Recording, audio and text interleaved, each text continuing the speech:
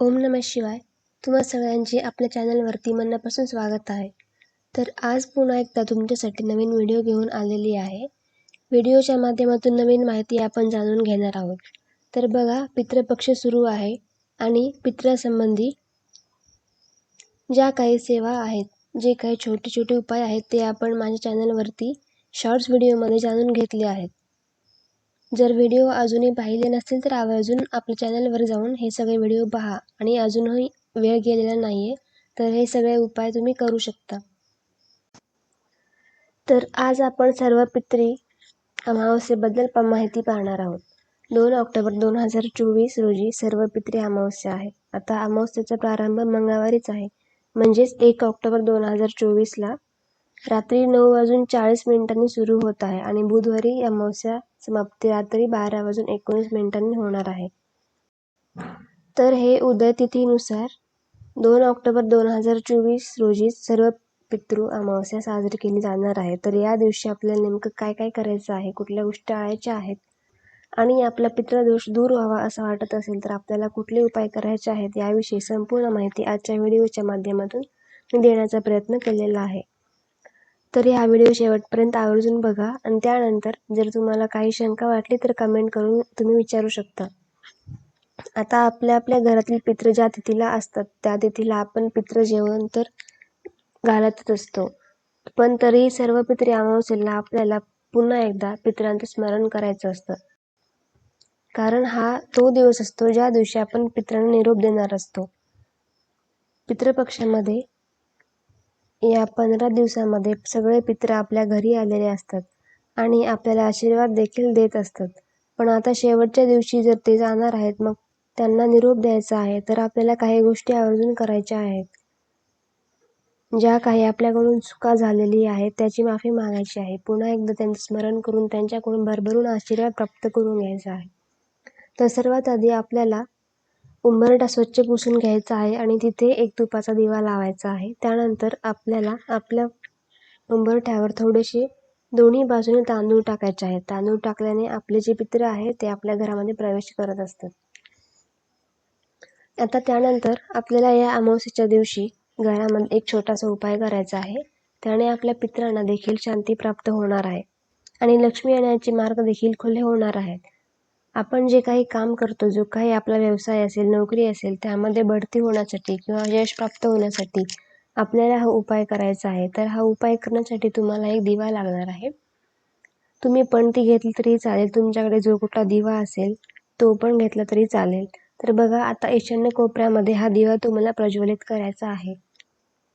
दिवा प्रज्वलित करताना तो गाईच्या तुपाचा दिवा आपल्याला लावायचा आहे आणि त्यामध्ये आपण जी साधी कापसाची वात टाकतो ना, तर त्यात ती न टाकता आपल्याला लाल रंगाची वात घ्यायची आहे. लाल रंगाचा कलावा किंवा दोरा बाजारामध्ये आपल्याला सहजपणे उपलब्ध होईल किंवा आपल्याला जिथे पूजा साहित्य मिळते ना, तर तिथे तुम्ही हे घेऊ शकता.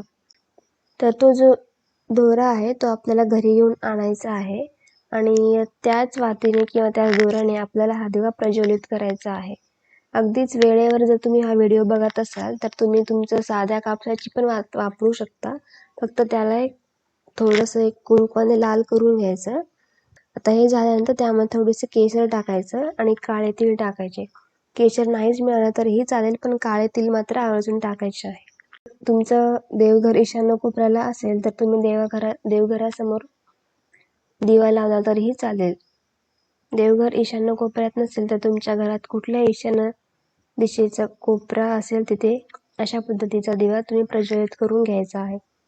त्यानंतर तिथे लक्ष्मी मातेचं स्मरण करून श्रीसूक्त म्हणायचं आहे आणि एकदा व्यंकटेश स्तोत्र म्हणायचं आणि लक्ष्मी मातेला आपली अडचण सांगायची. अशा पद्धतीने लक्ष्मी प्राप्तीचा हा छोटासा उपाय तुम्ही आवर्जून करायचा आहे. त्यानंतर दुसरा जो उपाय आहे तो असा की अमावस्येच्या दिवशी काळ्या कुत्र्याला आणि काळ्या गाईला मोहरीचं तेल लावून बनवलेली चपाती त्यांना खायला द्यायची आहे. अगदीच काळा किंवा काळी गाय जर नाही मिळाली तर तुम्ही दुसऱ्या कुठल्याही कुत्र्याला किंवा गाईला खाऊ घालू शकता. पण काळ्या कुत्र्याचं आणि काळ्या गाईचं महत्त्व काय आहे तर ते अमावस्येच्या दिवशी आपले शनी दोष दूर होण्यासाठी हे उपाय केले जातात. राहू केतूचे दोष असतील तर ते दूर होण्यासाठी देखील मदत मिळते. म्हणून शक्यतो आपल्याला काळ्या रंगाच्याच कुत्र्याला किंवा गाईला अशा प्रकारची चपाती खाऊ घालायची आहे. त्यानंतर अमावस्येच्या दिवशी 12 वाजेनंतर किंवा 12 वाजेच्या अगदी थोडाफार इकडे तिकडे वेळ झाला असेल तरी हरकत नाही, पण कावळ्याला दही भात आवर्जून खायला घालायचा आहे. तुम्ही तुमच्या गच्चीवरती, टेरेसवरती, गॅलरीमध्ये, अंगणात कुठेही तुम्ही ते ठेवू शकतात. अगदीच कावळा नाही आला तरी दुसऱ्या पक्षाने जरी खाल्लं तरीही चालेल, पण कावळ्याने खाल्लेलं तर पितृपक्षामध्ये कावळ्याचं महत्त्व आहे जास्त. तर पितृपक्षामध्ये कावळ्याचं महत्त्व काय आहे हे तुम्हाला ठाऊक आहे, आणि त्यामुळे शक्यतो कावळ्याने खाल्लं तर ही चांगलीच गोष्ट ठरणार आहे. तर बघा, अमावस्येच्या दिवशी दानाला देखील महत्त्व आहे, आणि पितरांच्या नावाने जर तुम्ही दान केलात किंवा तुम्हाला दान करणं हे शक्य झालं तर आवर्जून दान करा. दान करायचं म्हटलं तर यथाशक्ती तुम्ही जे काही परिस्थितीनुसार करू शकतात ते करा.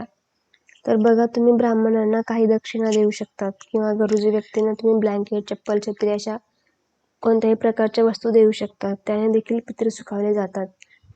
तर अमावस्येच्या दिवशी ज्या काही गोष्टी सांगितल्या आहेत त्या तुम्ही आवर्जून करायच्या आहेत. त्याचबरोबर सर्व पितरी अमावस्येच्या दिवशी पिंपळाच्या झाडाखाली मोहरीच्या तेलाचा दिवा सुद्धा लावायचा आहे, कारण पिंपळाच्या झाडामध्ये सगळ्यात देवदेवतांचा वास असतो. तसेच पितृदोषापासून मुक्तता हवी असेल तर पिंपळाच्या झाडाखाली मोहरीच्या तेलाचा दिवा लावला जातो.